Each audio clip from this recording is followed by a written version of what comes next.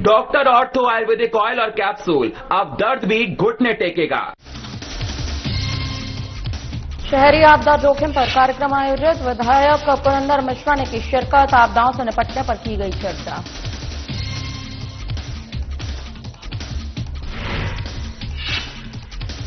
मनरेगा बचाव संग्राम पर पदयात्रा आयोजित, कांग्रेस कार्यकर्ताओं ने 10 किलोमीटर की पदयात्रा में लिया भाग, केंद्र सरकार पर कांग्रेस पर हमला।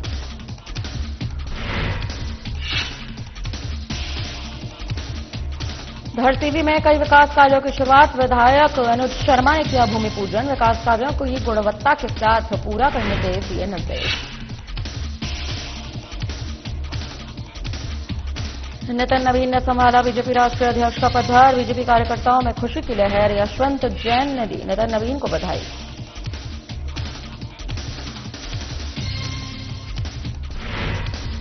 दो दिवसीय वॉलीबॉल प्रतियोगिता का आयोजन, पूर्व नक्सल प्रभावित ग्राम बोथा में हुआ आयोजन, प्रतियोगिता में 20 टीमों ने लिया भाग।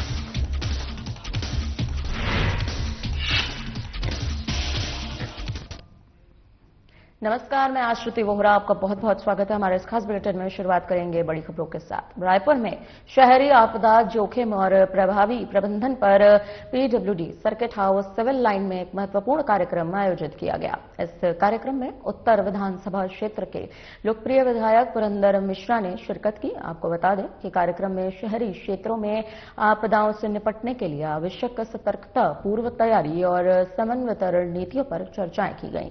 विधायक मिश्रा ने कहा कि बढ़ते शहरीकरण के कारण आपदा जोखिम लगातार बढ़ रहा है और इसके समाधान के लिए सभी वर्गों की सहभागिता जरूरी है। महापौर मिनल चौबे, विधायक मोतीलाल साहू, विधायक अनुज शर्मा, रायपुर कलेक्टर गौरव सिंह और अन्य वरिष्ठ अधिकारी उपस्थित रहे। इस अवसर पर आपदा प्रबंधन से जुड़े विभिन्न विशेषज्ञों ने अपने विचार भी साझा किए और बेहतर समन्वय के महत्व पर जोर दिया।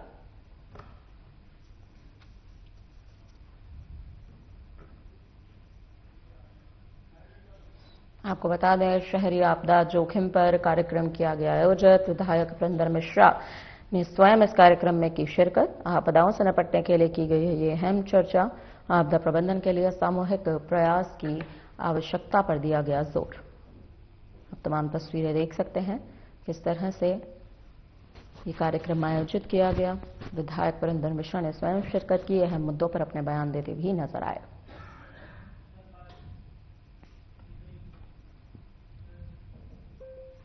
कोंडागांव में कांग्रेस कमेटी के नेतृत्व में मनरेगा बचाव संग्राम को लेकर 10 किलोमीटर की पदयात्रा निकाली गई है, जिसमें कार्यकर्ताओं और पार्टी पदाधिकारियों ने बढ़ चढ़कर हिस्सा लिया। इस दौरान कांग्रेस ने बीजेपी सरकार को महात्मा गांधी से नफरत करने वाली पार्टी करार दिया। मनरेगा बचाव संग्राम के तहत ब्लॉक कांग्रेस कमेटी अध्यक्ष गौतम साहू की ओर से भगवान भोलेनाथ और दुर्गा माता की पूजा अर्चना कर पदयात्रा का भी शुभारंभ किया गया।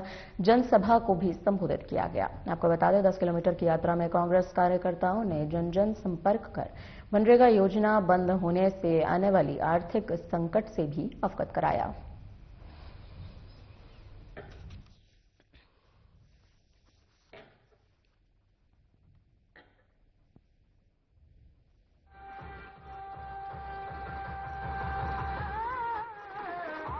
मिलके शपथ ले हम नहीं साहब अन्याय के।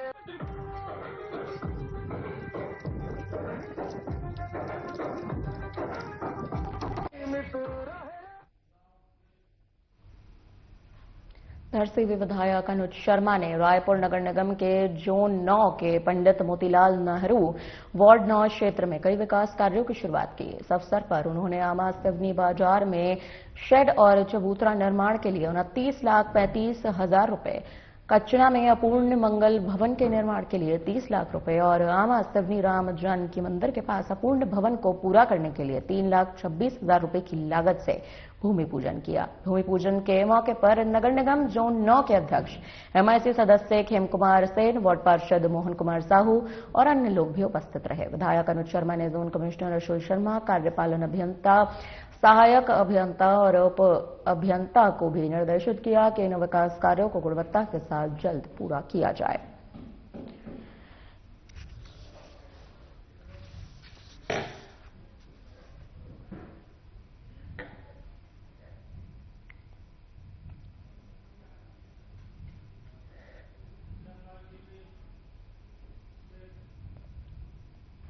बालोद की ओर से बीजेपी के नवनिर्वाचित राष्ट्रीय अध्यक्ष नितिन नवीन के चयन पर एक भव्य उत्सव का आयोजन किया गया। इस अवसर पर अटल चौक पर भारत रत्न स्वर्गीय अटल बिहारी वाजपेयी जी की प्रतिमा पर माल्यार्पण किया गया, उन्हें श्रद्धांजलि अर्पित की गई। तो वहीं बीजेपी कार्यकर्ताओं ने भारतीय जनता पार्टी जिंदाबाद, नरेंद्र मोदी जिंदाबाद और नितिन नवीन जिंदाबाद के नारे लगाए।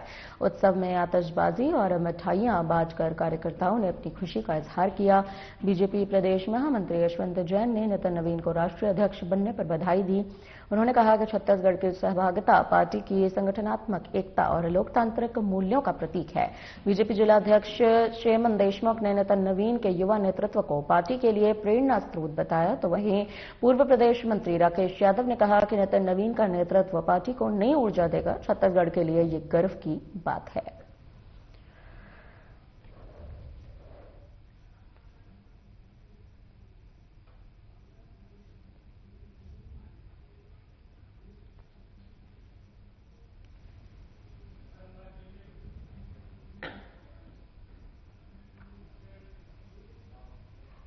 कोंडागांव के माकड़ी से हम आपको ये खबर बता रहे हैं। महा 2026 के अंतर्गत यातायात जागरूकता कार्यक्रम का आयोजन किया गया है, जहां पुलिस अधीक्षक पंकज चंद्रा के निर्देशन में थाना माकड़ी पुलिस द्वारा नवीन आपराधिक कानून, महिला अपराध, नशा मुक्ति, साइबर अपराध, यातायात नियमों के बारे में लोगों को जागरूक करने के लिए जागरूकता अभियान चलाया जा रहा है।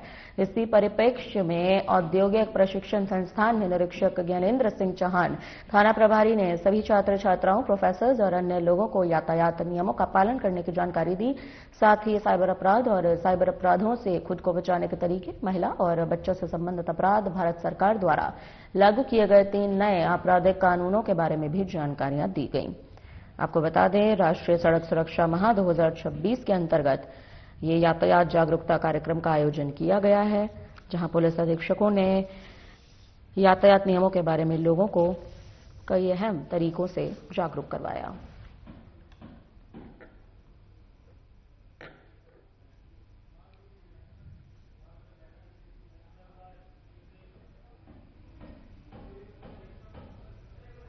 कोंडागांव में एसपी पंकज चंद्रा की अध्यक्षता में थाना बड़े डोंगर क्षेत्र के पूर्व नक्सल प्रभावित ग्राम बोथा में पुलिस ने आसपास के ग्रामों के जनप्रतिनिधिगण, गणमान्य नागरिक और खिलाड़ियों की उपस्थिति में वॉलीबॉल, कबड्डी और महिला वॉलीबॉल खेल का कार्यक्रम आयोजित किया।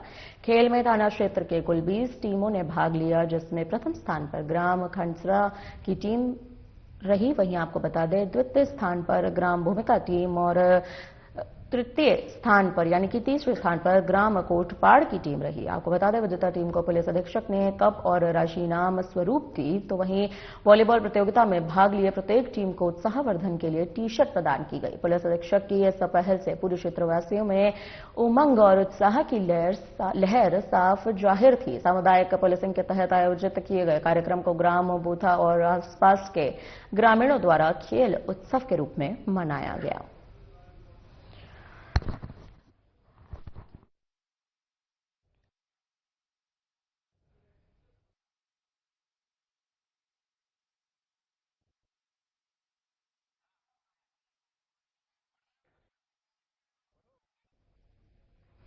कोंडागांव के केशकाल थाना क्षेत्र के ग्राम अडेंगा में 2 सगी बहनें ब्रजवती गावड़े उम्र और मनाथ पाई का शव नदी में तैरता हुआ मिला है। जानकारी अनुसार ये दोनों साप्ताहिक बाजार गए थे। वापस घर नहीं लौटने पर परिजनों ने आसपास खोजबीन शुरू की। इस दौरान अडेंगा नदी के किनारे पानी में तैरता दोनों महिलाओं का शव मिला। दोनों बहनें अपने मायके ढोलापारा आई थीं। घटना की सूचना मिलने पर केशकाल पुलिस ने मौके पर पहुंचकर दोनों शवों को पोस्टमार्टम के लिए भेजा।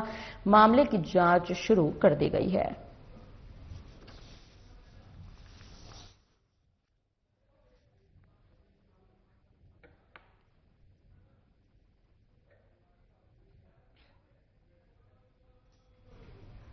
खबर बोड़गा से सामने आ रही है, जहां नाव पलटने से एक ही परिवार के 4 सदस्य नदी में डूबने लगे, जिनमें से 2 लोगों की मौत हो गई। बाकी के 2 सदस्यों को ग्रामीणों ने बचा लिया और 2 लोग अब भी लापता हैं। बता दें कि दोनों की डेड बॉडी को पोस्टमार्टम के लिए भी भेज दिया गया है। लगातार अब इस मामले में अहम जानकारियां जुटाने की कोशिश की जा रही है। आपको बता दें, नाव पलटने से 4 लोग नदी में डूब गए। डूबने से 2 लोगों की मौत हो गई। शव को पोस्टमार्टम के लिए भेजा गया है। 2 लोग हालांकि अभी भी लापता बताए जा रहे हैं। लगातार इस मामले में जो अहम जांच है वो की जा रही है।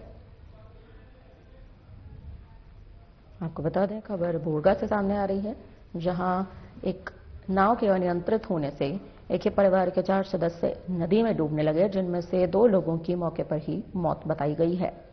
बाकी के 2 सदस्यों को ग्रामीणों ने बचा लिया है।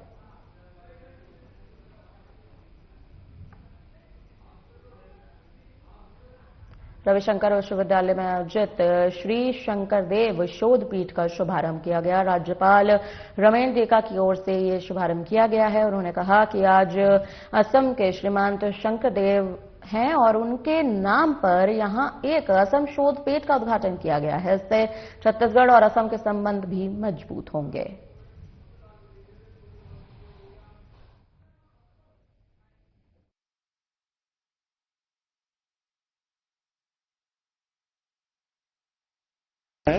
आज असम का जो श्रीमंत शंकरदेव है उसके नाम पे यहाँ एक असम शोधपीठ उद्घाटन किया है। ये 50 साल बाद 1974 में पंजाब विश्वविद्यालय में हुआ था, अभी छत्तीसगढ़ में है। इसमें हमारा छत्तीसगढ़ और असम में जो लिंक है वो लिंक को मजबूत करेंगे, क्योंकि छत्तीसगढ़ का बहुत लोग उधर है और जो हमारा शंकरदेव है, शंकरदेव के बारे में देश में और विभिन्न राज्यों में इतना जानता नहीं है।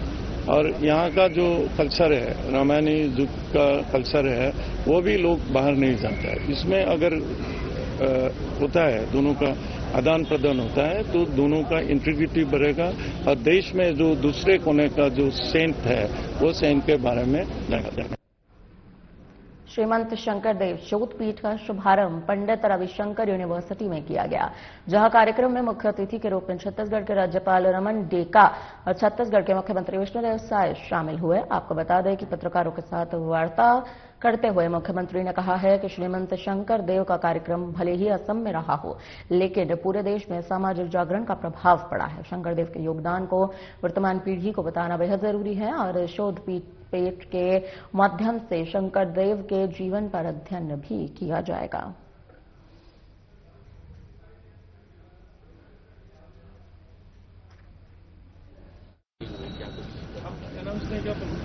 आज छत्तीसगढ़ के लिए बड़ा सौभाग्य का विषय है कि पंडित रविशंकर शुक्ल यूनिवर्सिटी में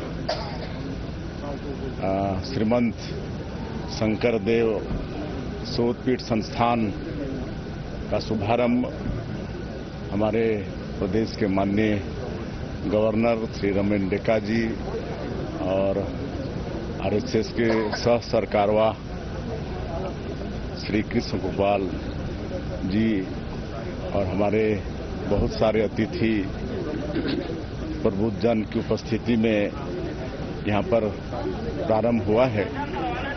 और श्रीमंत शंकरदेव जी 500 साल पहले आसाम में जन्म लिए थे और जिस तरह से आसाम को हम लोग मिनी भारत कह सकते हैं, वहाँ चाय बागान में काम करने पूरे देश के लोग वहाँ रहते हैं। हमारे छत्तीसगढ़ से भी बहुत लोग हैं और अनेकों जनजाति वहाँ रहती हैं और सबको एक करने की दृष्टि से उन्होंने आध्यात्मिक, साहित्यिक, सांस्कृतिक हर दृष्टिकोण से करने का उन्होंने प्रयास किया।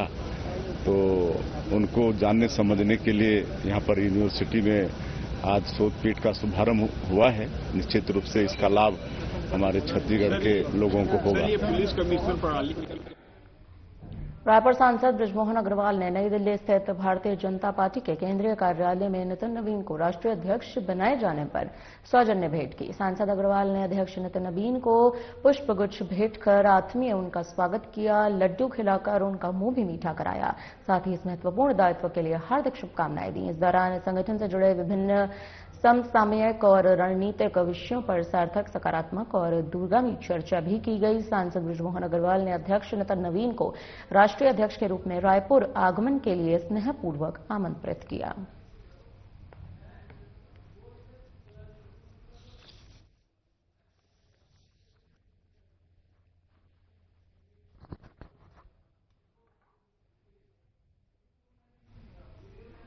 वन मंत्री केदार कश्यप ने नई दिल्ली स्थित भारतीय जनता पार्टी के केंद्रीय कार्यालय में नितिन नवीन को राष्ट्रीय अध्यक्ष बनाए जाने पर सौजन्य भेंट की, उन्हें शुभकामनाएं दी। मंत्री केदार कश्यप ने नितिन नवीन को राष्ट्रीय अध्यक्ष बनाए जाने को लेकर कहा कि उनके साथ बीजेपी प्रदेश महामंत्री के रूप में कार्य करने का अच्छा अनुभव रहा है। मंत्री केदार कश्यप का यह भी कहना है कि राष्ट्रीय अध्यक्ष नितिन नवीन को जो उनका अनुभव है वो बीजेपी के लिए आने वाले समय में लाभदायक प्राप्त होगा।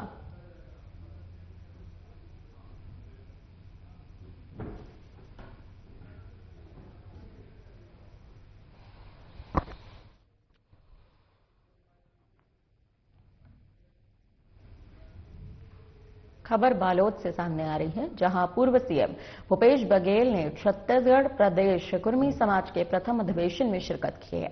इस दौरान उन्होंने कहा कि एक सामाजिक मंच है, कृपया या राजनीतिक बातें ना की जाएं। क्या कुछ उन्होंने कहा, सुनिए। नहीं कर रहा हूं, लेकिन थोड़ा सा वार्षिक अधिवेशन था। उस अधिवेशन में समाज के जितने भी जनप्रतिनिधि से लेकर प्रतिष्ठित लोग आए थे और उसमें पूर्व मुख्यमंत्री भूपेश बघेल जी को भी हमने आमंत्रण दिया था। बाकी सभी वक्ताओं को उद्बोधन हुआ, सबने समाज के उत्थान के, समाज के विकास के बारे में अपनी बात रखी।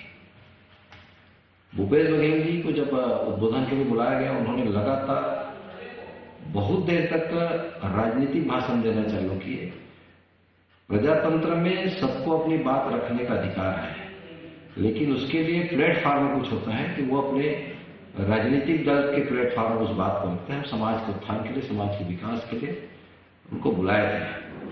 बजाय समाज के बारे में बोलने के वो राजनीतिक भाषण देने थे। हमने बहुत विनम्रतापूर्वक उस कार्यक्रम के संयोजक होने के नाते मैंने आग्रह किया कि माननीय दाऊ जी, आप समाज के बारे में भी अपनी बात रखिए, और वो चिढ़ गए।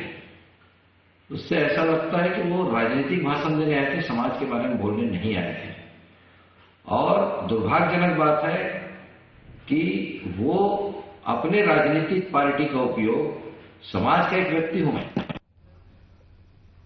छत्तीसगढ़ के बीजापुर जिले में नक्सलियों ने पूर्व सरपंच को गोली मारकर उसे मौत के घाट उतार दिया।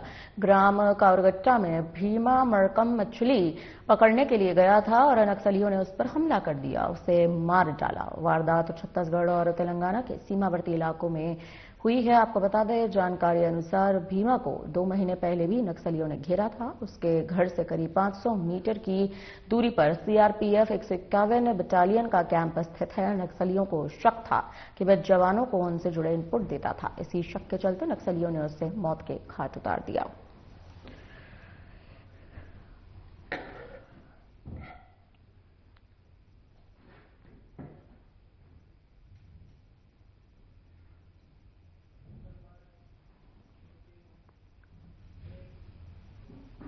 मनेन्द्रगढ़ कांग्रेस ने प्रयागराज माघ मेले में जगत गुरु शंकराचार्य स्वामी अवमुक्तेश्वरानंद को शाही स्नान से रोके जाने और उनके साथ हुए दुर्व्यवहार की कड़ी निंदा की है। कांग्रेस नेताओं ने इसे बीजेपी का हिंदू विरोधी और दोहरे चरित्र का स्पष्ट प्रमाण बताया। जिला कांग्रेस अध्यक्ष अशोक श्रीवास्तव का कहना है कि स्वयं को हिंदुओं का मसीहा बताने वाली बीजेपी सरकार आज संतों और धर्माचार्यों का अपमान कर रही है। शंकराचार्य जी को अपनी सुरक्षा को लेकर गंभीर आशंका है और वे 36 घंटे से अधिक समय से अनशन पर बैठे हैं। फिर भी सरकार ने उनसे संवाद करने का कोई प्रयास नहीं किया। ये केवल एक संत का नहीं बल्कि सनातन परंपरा का अपमान है। इसके साथ ये भी कहा गया कि शंकराचार्य स्वामी अवमुक्तेश्वरानंद पिछले 40 वर्षों से नियमित रूप से शाही स्नान करते आ रहे हैं। ये पहली बार है जब उन्हें इस अखंड धार्मिक परंपरा से रोका गया। मौनी अमावस्या का शाही स्नान सदियों पुरानी एक परंपरा है जिसे न मुगलों ने रोका और न ही अंग्रेजों ने। फिर आखिर भारतीय जनता पार्टी की सरकार को ये दुस्साहस कैसे और क्यों उन्होंने किया?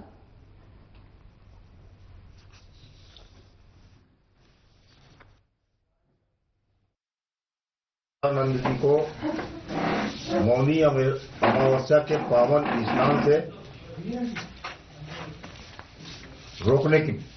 रोकने के कारण भाजपा का जो हिंदू विरोधी चरित्र है वो उजागर हुआ है और कांग्रेस पार्टी पूरे देश में शंकराचार्य जी के अपमान का, सनातन धर्म के अपमान का विरोध करती है। कांग्रेस ने प्रयागराज माघ मेले में शंकराचार्य स्वामी अभिमुक्तेश्वरानंद को शाही स्नान से रोके जाने और उसके साथ हुए दुर्व्यवहार की कड़ी निंदा की है। खुद को हिंदुओं का मसीहा बताने वाली भाजपा सरकार हिंदू संतों का अपमान कर रही है और आज हालात यह है कि शंकराचार्य को अपनी सुरक्षा को लेकर गंभीर आशंका है और पिछले 36 घंटे से शंकराचार्य अनशन पर बैठने को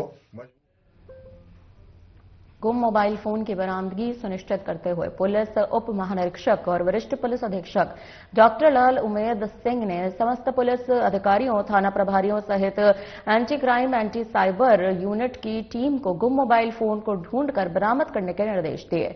वरिष्ठ अधिकारियों के निर्देशन में anti crime and cyber unit और थानों की संयुक्त टीम ने गुम मोबाइल फोन के आवेदनों पर मोबाइल फोन को ढूंढने के लिए विशेष अभियान चलाया, जहां पुलिस टीम ने गुम हुए 200 नग मोबाइल फोन को प्रदेश सहित अन्य राज्यों के अलग अलग स्थानों से ढूंढकर बरामद किया। 200 नग मोबाइल फोन की कीमत लगभग 40 लाख रुपए बताई गई है।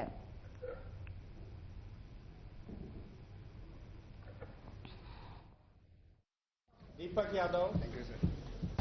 आज रायपुर पुलिस के द्वारा जिले के अलग अलग क्षेत्रों से गुम हुए कुल 200 नग मोबाइल कीमती लगभग 40 लाख रुपए को ढूंढ करके उनके जो संबंधित उनके ऑनर हैं उनको वापस किया जा रहा है।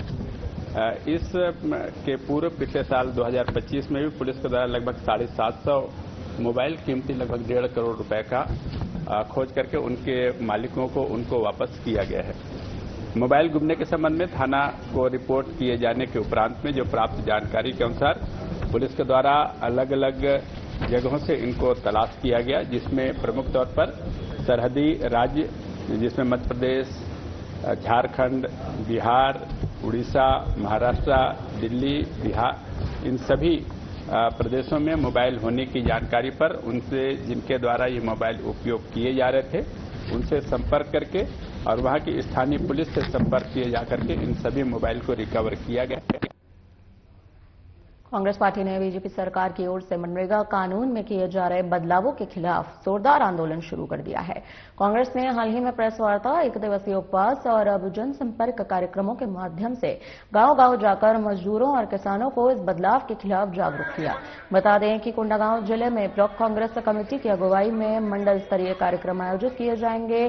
पूर्व कैबिनेट मंत्री मोहन मरकाम की अगुवाई में यह कार्यक्रम राहुल गांधी और मल्लिकार्जुन खड़गे के संदेश को जनता तक पहुंचाने के लिए आयोजित किए जाएंगे। तो वहीं कांग्रेस का यह कहना है कि बीजेपी सरकार मनरेगा को बंद करके गरीब मजदूरों के हितों से खिलवाड़ कर रही है, जिसे कांग्रेस सरकार के दौरान सुरक्षित किया गया था। गाड़ी के बोनट पर खड़े होकर मोहन मरकाम ने इसका विरोध किया, बीजेपी को कटघरे में खड़ा कर दिया।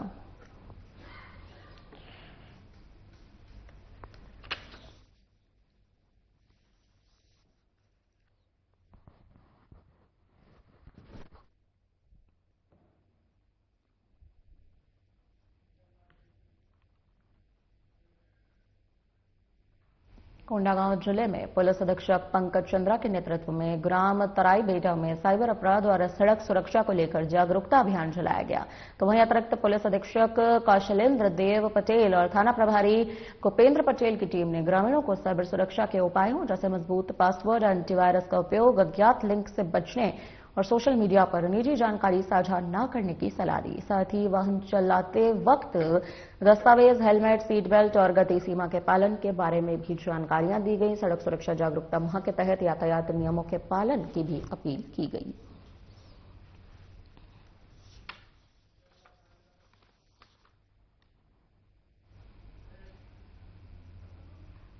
फिलहाल के लिए इस बुलेटिन में इतना ही। मुझे दीजिए इजाजत। नमस्कार।